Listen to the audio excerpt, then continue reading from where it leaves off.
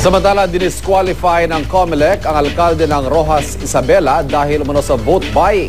Ginamit nilang basehan sa kaso ang video ng pamimigay ng biik noong panahon ng eleksyon. Tumanggi magbigay ng pahayagan na disqualify na alkalde pero dati na niyang sinabing noon pa niya programa ang pamimigay ng biik at hindi raw ito para makakuha ng boto. May news to go si Salima Refran, exclusive. May 11, 2 araw bagong eleksyon 2013, isang amateur video ang pinakita sa GMA News. Kung araw ito sa pila ng mga residente sa Barangay San Luis, Roxas Isabela para makakuha ng biik mula sa tumatakbong incumbent na mayor ng Roxas na si Benedict Calderon. Ipinakita pa nga sa amateur video ang listahan at pirma ng mga nakakuha ng biik. Para makumpirma, pinuntahan noon ng GMA News ang barangay. Actually, magtanong po kayo sa mga taga-Roxas, walang nangyayaring ganun.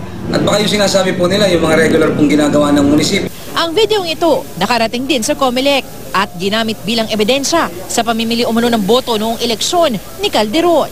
Sa 12 pahinang resolusyon ng COMELEC First Division na permado ni Presiding Commissioner Lucenito Tagle, dinisqualify si Calderon. Ang petisyon ay inihain ng katunggali ni Calderon na si Dr. Harry Soler. During the campaign period, namimigay ng bigas, namimigay ng baboy, tsaka namimigay ng pera. Nakausap ng GMA News sa telepono si Calderon. Tumanggi pa siya magbigay ng pahayag sa kamera dahil na rin daw sa payo ng kanyang abogado. Pero may naaamoy daw siyang politika sa likod ng disqualification niya. Handa naman daw siyang harapin ang kaso hanggang sa Supreme Court. Marami pa raw dinidinig na mga disqualification cases ang COMELEC noong nakaraang eleksyon. Pero mas madali daw sila nakakagalaw dahil mga administrative cases sa mga ito na COMELEC ang magdedesisyon. Di tulad ng mga election offenses na Supreme Court na ang mga ngasiwa.